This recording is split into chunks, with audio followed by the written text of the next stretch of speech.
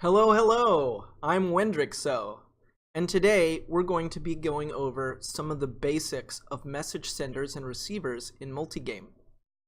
When using MultiGame, there are three types of components. Message senders, which send a message when something happens in the game, like an event. Receivers, which perform some action when they receive a message. And processors, which constantly process some type of ongoing game behavior. Processors often have both sending and receiving functionality in them, but they generally encapsulate some more complex behavior like inventory or player movement that would be very difficult to rig up using senders and receivers. So let's get started. In my scene here, I simply have a default cube sitting on a plane. What we want to do is we want to make the cube explode when we click on it. So first, in the basics section of the MultiGame toolbar, I can add the destructible component. The destructible component, and I can add that just by selecting the cube and clicking destructible. Once I've done that, you'll see that MultiGame has added the message destructor to our selected object.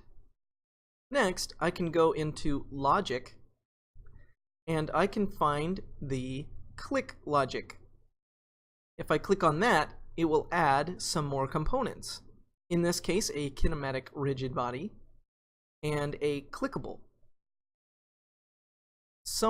Now, on the clickable, there is this message target that says none. That's fine because MultiGame will automatically target the current object if no target is supplied. The target is where the message event is going to be sent to when it happens, in this case, a click. If I need more help on a component, I can click on the big blue help button, and that will show me some instructions about how to use it. So in this case, I just want to click refresh to make sure that I have the availability of the destruct message in the list. And now it wants me to lock it to save, so I'll click lock.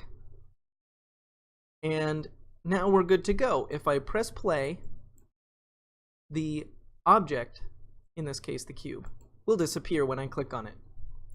But that's not quite enough. We wanted it to explode. So the way we do that is we add a death prefab to the message destructor. So I'll just set the size here to 1, and I'll click the little circle next to none game object. And I already have prepared an explosion in MultiGame for testing purposes called dark explosion. So if you just type in dark in the search box, you'll see dark explosion will appear. And now when we click on the cube, it will explode when we click on it. So that shows the basic functioning of message senders and receivers in MultiGame. As we get into more advanced tutorials, we'll be using this functionality a lot. Until next time, check you later.